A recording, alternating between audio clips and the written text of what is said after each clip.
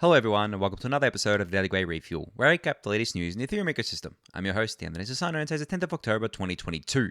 Alright everyone, let's get into it. So, Devcon in Bogotá is kicking off over the next week. I've been seeing all the tweets and pictures being shared kind of on Twitter there. Obviously, I am not attending, so there will be refuels as per normal, but I'm excited to, follow along online, see all the news coming out. There's going to be a bunch of major announcements, I would assume, so very excited to see all that. But yeah, unfortunately, it just didn't work for me to make it down. So I hope anyone who's there and listening to the refuel still, I hope you're having fun. And if you're heading there and you're still not there yet, obviously safe journeys and all that sort of stuff. But yeah, very, very cool to see that Devcon is back after so long as well. I mean, the last Devcon was in 2019 at Osaka in Japan. I attended that one. It was really, really fun. But then obviously COVID hit and we didn't have any DevCons. And we had DevConnect in Amsterdam, which I also attended this year, which was like a mini DevCon. That was quite fun. But DevCon's always the biggest conference of the year for Ethereum. So yeah, hope everyone has fun there. But let's get into the news now. So from the weekend. So Tim Taiko has put out a fresh all-core devs update here on HackMD. So you can go check this out. I'll link it in the YouTube description below. The TLDR is that we merged. So this is the first all-core devs update that Tim has put out post-merge. So obviously we merged. It was quasi-flawless. The calls, the all-core devs and consensus layer calls are on pause for a few more weeks. I remember I did mention that on the refuel. And the Kiln testnet has been shut down, with Rinkeby and Robson testnets being shut down soon. So you can read this full post for a breakdown here. It's not very, very long. You can go check it out. I'll link it in the YouTube description. But very cool to see that these updates are back in the...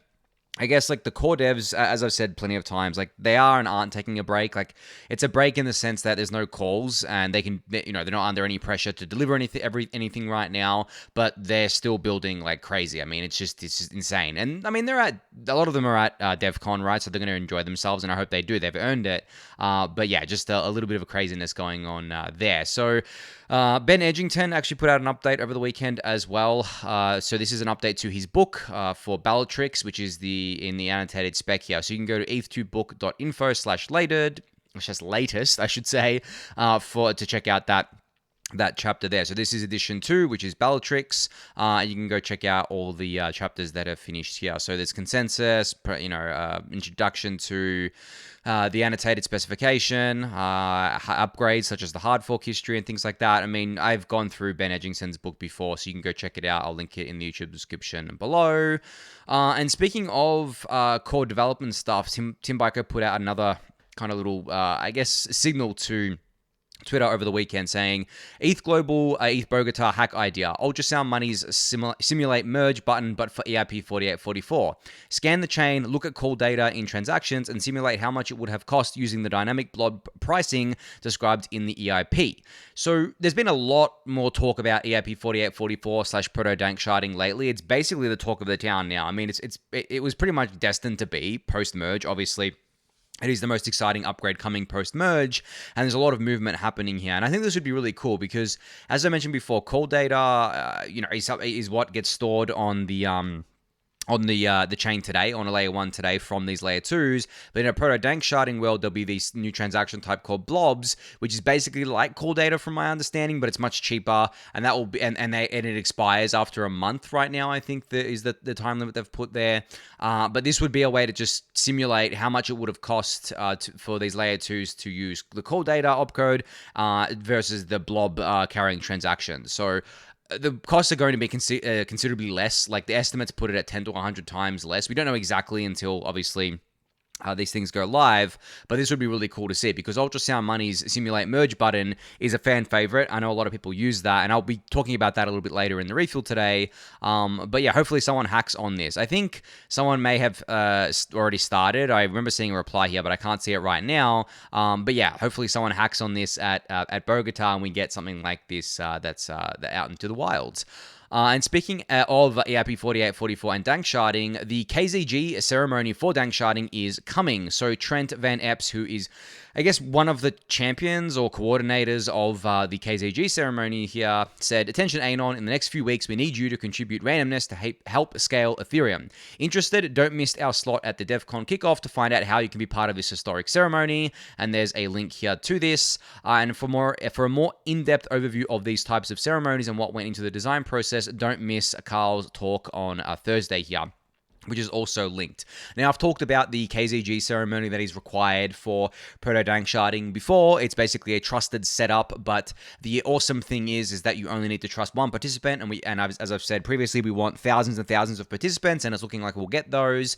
And someone actually pointed this out when I was talking about this last time in the YouTube comments, where they said, the beautiful thing about this is that you only have to trust yourself, right? You are a participant. If you're a participant in this ceremony, then you only have to trust yourself, and you can distrust everyone else. Like, if there's 10,000 people, you can distrust 9,999 other people, and you can also assume that all of them aren't, doing what they're supposed to be doing, but you're doing what you're supposed to be doing, right? You can trust yourself, and you know that you've done the right thing. Well, that's all that matters. So how cool is that, right? I think that's actually a pretty mind-blowing concept, and that's, the trusted setup terminology around the KZG ceremony tends to turn people off sometimes. They're like, oh, trusted ceremony, that doesn't sound very decentralized.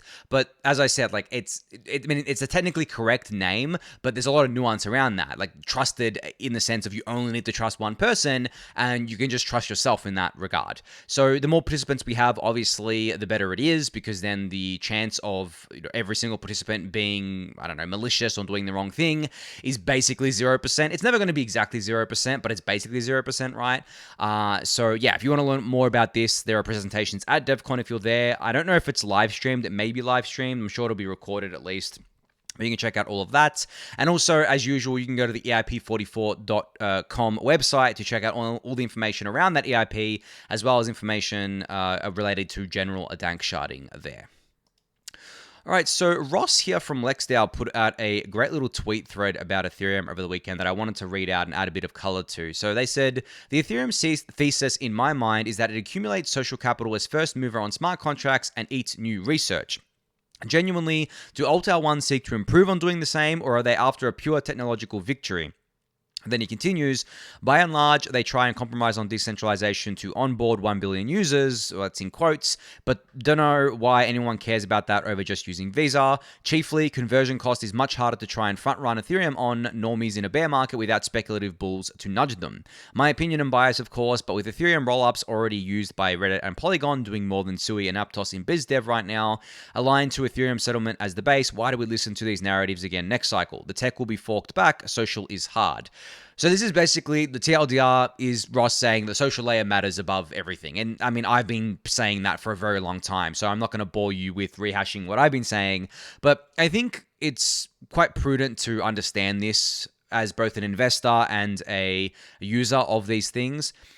Like, the Altair ones, the thesis, the narratives around them, they work really well in a bull market because there's obviously a lot of new people coming in, and they're first cyclers, they'll believe anything, right? But the problem is, I think, well, it's not a problem for Ethereum, but the problem is for these networks is that I really do wonder what their talking point is going to be next bull market, because we're like, by the looks of things, we're not going to get another bull market for a little while. And we already have layer 2s live in a really big capacity, and they've got awesome ecosystems, and you can use everything on there, or most things on there that you can use on layer 1.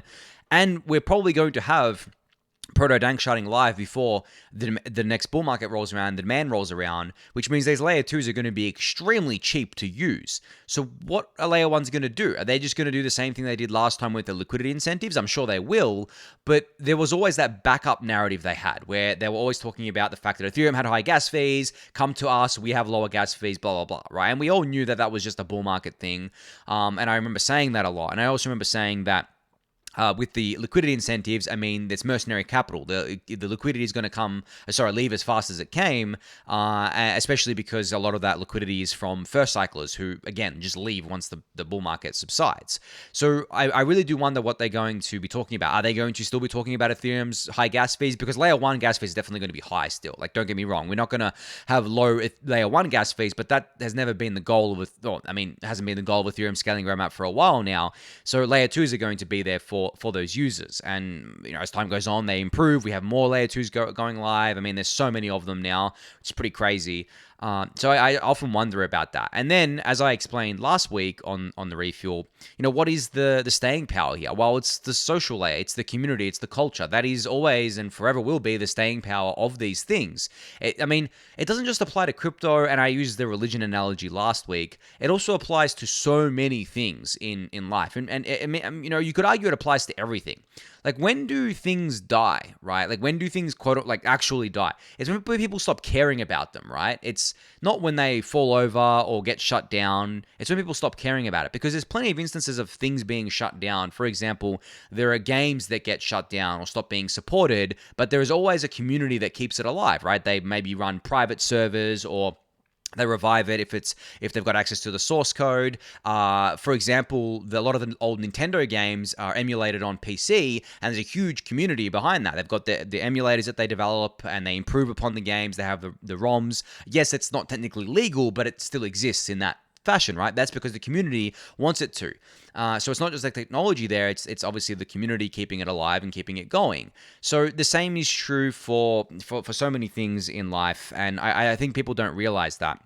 And within crypto, they definitely don't realize that. And it's always funny because it's like, well, look at number 1 and 2. It's Bitcoin and Ethereum. What do they have in common? Like, out of everything in crypto, out of everything between Bitcoin and Ethereum and the rest of crypto, Bitcoin and Ethereum have one thing in common that is the same. Whether, Bitcoiners or Ethereans agree on this or not, they both have their own strong social/cultural layers that keep the thing going. Like Bitcoin, for all its faults, for all the Bitcoin maximalists and stuff out there that I've given them shit for before, they have a strong community. If you just look at their community as a vacuum, it is strong, right? They have so much support, so many true believers, so many people building things around Bitcoin. Yeah, I mean, they're not as interesting as what's being built on Ethereum, but people are still doing things on Bitcoin, whether that be building centralized infrastructure around it, building little tools for people to use, building ways to run the full node through Tor, making it easier to do stuff like that. There is stuff being built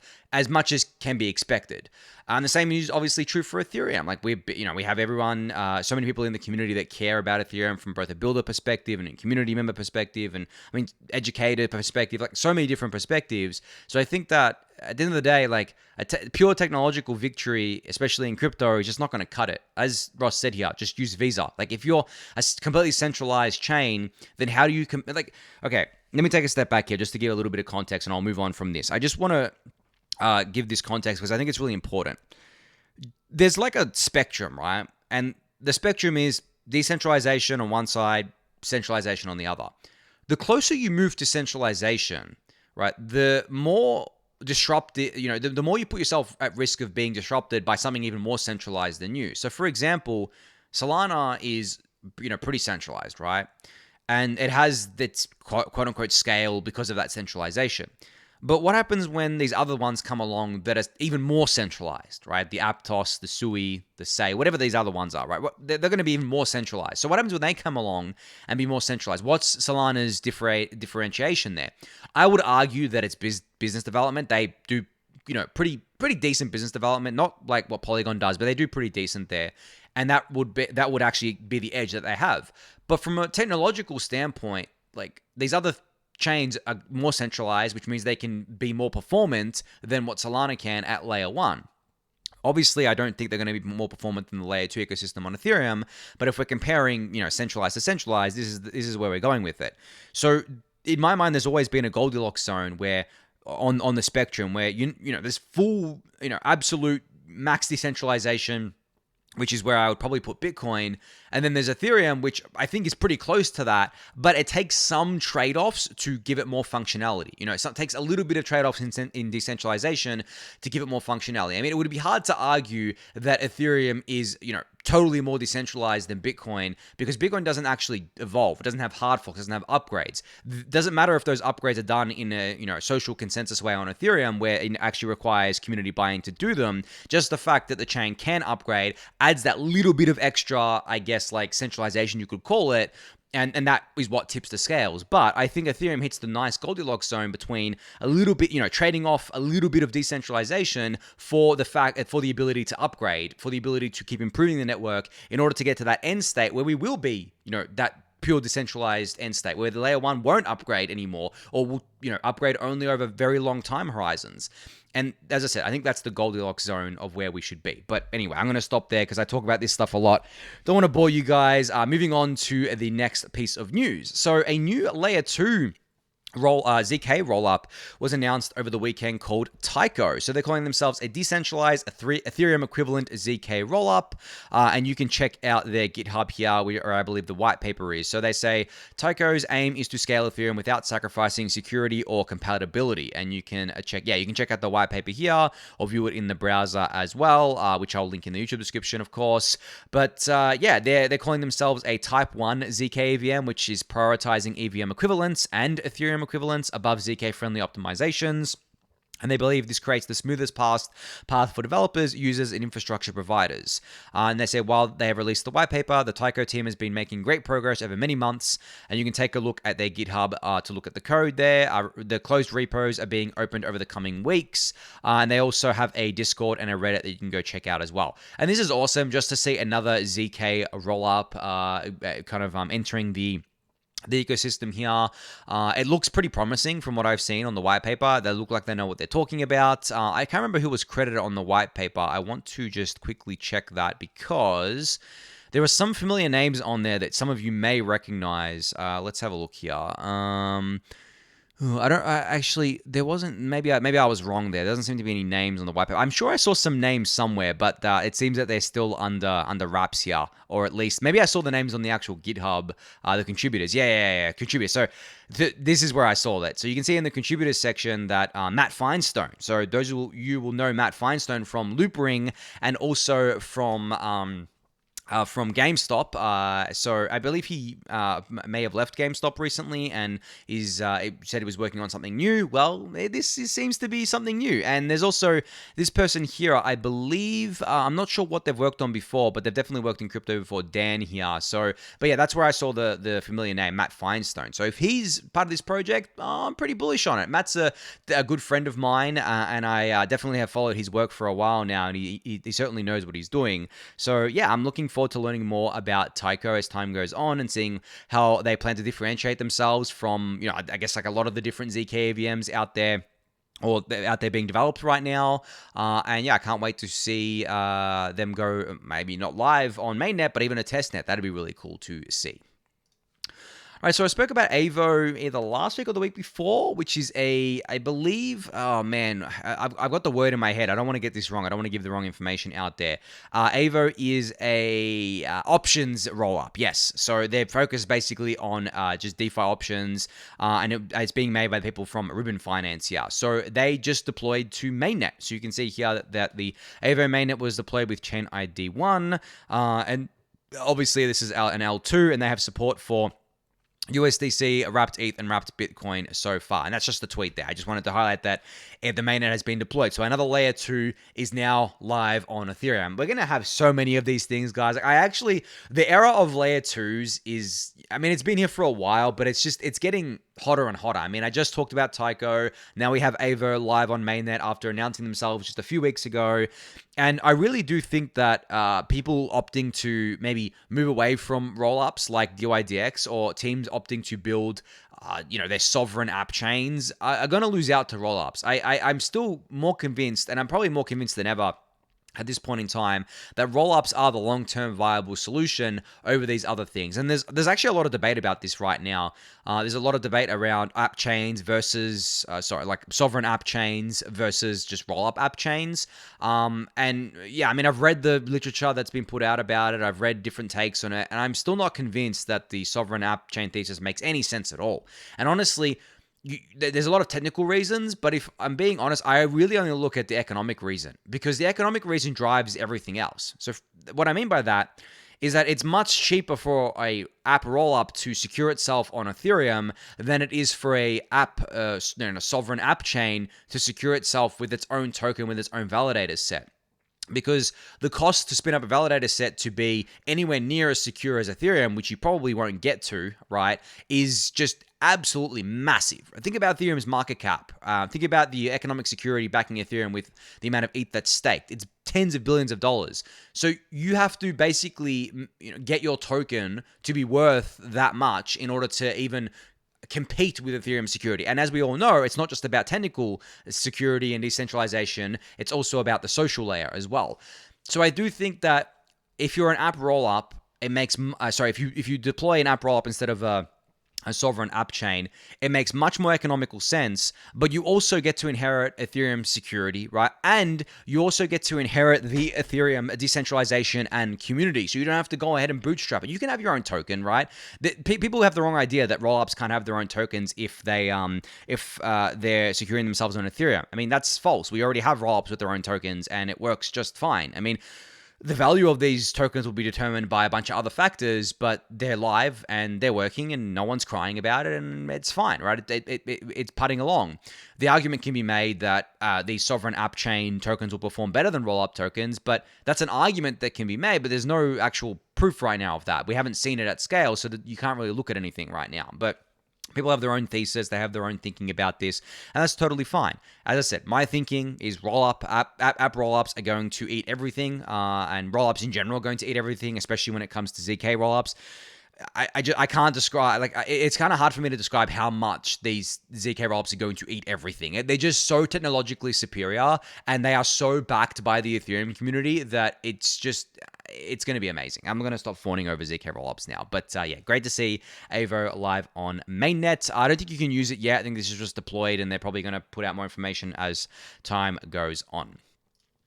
All right, so speaking of zk stuff, Polygon is announcing something, I think today. Yeah, they may have announced it already. Actually, let me have a good look on their profile right now. Time of recording, I want to see if they've announced it. No, I don't think so. I think they're going to be announcing something major related to their zk work quite soon. So maybe you've already seen it announced. Maybe you haven't, depending when you're watching or listening to the refuel. But yeah, something big is coming, which, I mean, I'm looking forward to it. I don't actually know what it is. There's actually a logo there. I don't know what... is that a logo? Oh, man. I've seen that somewhere before. If I go to their website here, maybe I can figure it out. Oh, no. Polygon zk. So that's the logo for zkVM. I thought it was for a specific project, but it's just their logo for the generic zkVM that they're kind of building. So news about that's coming out. I'm going to keep you updated on that. Hopefully tomorrow we'll have an announcement, and I'll be able to cover that then. All right, so a big announcement out of the POAP project over the weekend. So American Express has partnered with POAP. So if you're going to be at the ACL Music Festival, you'll be able to get a limited edition POAP, which serves as proof that you were there. So we're all used to getting these POAPs when we go to conferences and when we do things online and we attend events online. Well, now people who are going to a music festival who may have never heard of crypto before, or I mean, probably they heard of crypto but not really involved in it. They've probably never heard of POAP before. Well, now they're getting exposure here, which is just awesome. I mean, you guys know POAP is one of my favorite non-financial use cases of Ethereum, and you guys know I'm an investor in POAP as well, to disclose that as usual. But I mean, I've been a POAP fan for a very, very long time, way longer than I've been an investor in them. But the cool thing about POAP is, as evidenced here, is that they're not just tied to crypto. I mean, they're very much not tied to crypto and Ethereum at all. Like, they're on Ethereum and they're on a few other chains as well, but they can do any event in the world, anything in the world can be done with a POAP. Like any event, not just events either, like any meetup, right? Any big festival, obviously, just anything where you want to do a proof of attendance, you can use POAP to do that, which is, I think, very, very cool. And it obviously has an impact in crypto as well, because you could imagine a thing where this music festival is like, hey, you can mint these NFTs or these music NFTs if you hold a POAP, or if you hold a POAP, you get a discount because you can prove that you were at this music festival, which means that you bought a ticket, right? And then you can cryptographically prove that that you were there, and you can get this discount. So there's a lot of use cases here, but just very, very cool to see POAP branching out more into the mainstream crowd. All right, so this happened a little while ago. I don't remember covering this, so I just want to cover it quickly here. But Alchemix launched on Optimism, so I actually don't remember covering this. So just cool to see them on Optimism. Alchemix has been around for a little while now. I've talked about them a bunch of times on the Refuel, but for those of you who don't know, they're a self-repaying loan platform. They've been building through both DeFi summer and through the bear market, and they're still building, and they're deploying, I guess like they're doing their multi-chain architecture deployment right now, so they're live on Optimism. I don't know what other L2s they're live on just yet, but you can go check out alchemix.fi to check all that out, but cool to see them live on the Optimism network there. All right, last thing I wanted to talk about here was ultrasound money, I guess, is the broad topic here. And I think that it's important because over the weekend, there has been this new Ponzi thing that got deployed to Ethereum called zkRU, and I'm sure you've seen it. I'm sure you've seen the gas prices go back up to 30, 40, 50 Gwei. And that's because of this zkRU thing. I mean, if you look over the last 7 days, zkRU has burned almost 3,000 ETH, which is almost 3 times Uniswap V3, which is huge, right? Because over the last 30 days, you can see Uniswap V3, or even all, you can see that Uniswap V3 is usually dominating there. But yeah, this new Ponzi was just deployed. Apparently it's free to mint the token and people are minting it and obviously driving gas prices up and they're trying to sell it, blah, blah, whatever, right? That's not my point here. I don't really care what it is, but this is the cause of it. What I care about is this chart. You can see here that we peaked here. Like this has been the supply growth since merge, right? You can see supply in this chart. Gone up and up and up. Not up that much. I mean, we went to like, what, 13,000 ETH supplied since merge, including the burn. Now, because we're in a deflationary period, we're obviously above the 15.3 Gwei ultrasound barrier here. It's deflationary, and we're way above that. We've been way above that all weekend. You start seeing the supply come down. So since this has started, we've burned 3,000 ETH, and we're basically deflationary. We are deflationary over the last 7 days. You can see here 0.05%. Over the last 30 days, it's 0.12% inflationary, but that's coming down now. So if this continues for, I think, the next few days, I mean, actually, if this continues for another 4 days, if I'm doing my math correctly, at the same pace that it's been over the weekend, we will have wiped out all the issuance that we issued, obviously factoring in the normal burn since the merge. Now, what's even crazier than this is what I put out in my tweet here, is that I put this out earlier today. This was only 12 hours ago. I said supply change since merge, 10,750 ETH. That's actually now 9,900 ETH, right? But if the supply change since merge was done on the since merge, if Ethereum was still a proof of work network, it would be 304,130 ETH. Let's do the simulate power here. It would still be 309,000 even with the extra burn.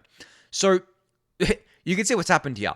The power the power issuance has still gone up, right? Even with that burn that we've seen, but the POS issuance is going down now. Now we're under 10,000 ETH.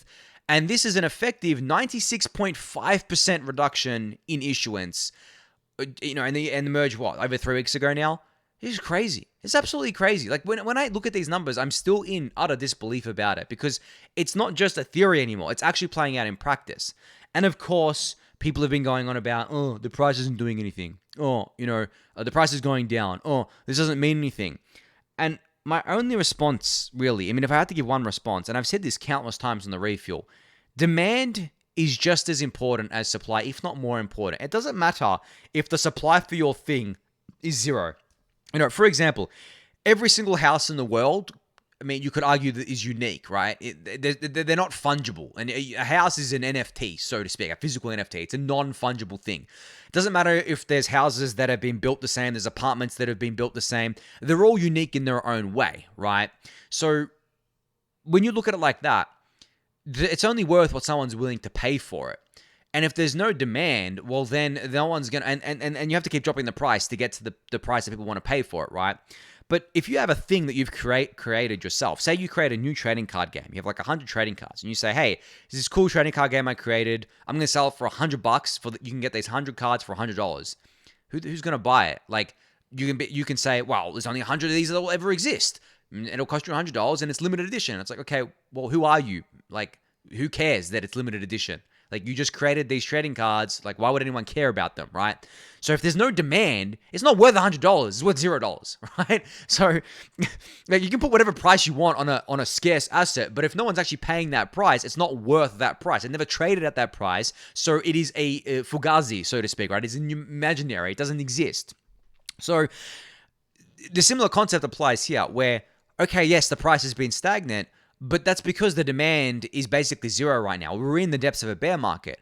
But what happens when demand comes back? Like, ETH is still in demand. There's still people buying ETH. It's just that right now it's not that much, right? I mean, it's pretty much near zero because of the depths of the bear market, and the trader short-term movements are just overpowering the investor movements right now. But as time goes on, time heals markets. Time, like, literally, if anything heals markets, it's time. So as time goes on, this stuff starts playing out. And I've talked about this countless times, so I'm not going to rant on here, but I just wanted to make that kind of like a point, because it's the long-term game here, guys. So when the demand comes back, instead of having an extra, over 300,000 ETH that may or may not have been sold already, and that is going to be sold into the market because the market's heating back up, the miner's like, yeah, let's sell, right? That's not going to happen. And even if withdrawals were enabled, there would only be less than 10,000 ETH available, new ETH available to be sold from the issuance, which is nothing when you look at the trading volume of Ethereum, the natural demand of Ethereum, of ETH, I should say. So yeah, when people say that, I'm always just like, well, I mean, I'm just going to keep stacking. Like, you don't have to stack. I'll keep stacking because I don't think this is going to last forever. And I do think that obviously right now we're in just an extremely low demand period, and that, as I said, is not going to last forever. But anyway, I'm going to leave it at that. You can go check out Ultrasound Money's website, obviously, to check out all the, metrics and statistics around that. But last up here, I just wanted to give a quick shout out that there's also a POAP you can mint on the bottom of the Ultrasound Money website. There's only 1,559 of these things, and you're only eligible if you are the first 1,559 people with the most followers as part of the Ultrasound fam, which is people who have the bat signal in their Twitter name. Only 378 of these have been claimed so far. So if you're eligible, definitely go claim it. It'll tell you if you're eligible. You connect your Twitter here, and then you can claim it and whatever there. So definitely go check that out. You can go to ultrasound.money, scroll down to the bottom. But that's going to be it for today's episode. So thank you everyone for listening and watching. Be sure to subscribe to the channel if you haven't yet. Give it a thumbs up, subscribe to the newsletter, join the Discord channel, and I'll catch you all tomorrow. Thanks, everyone.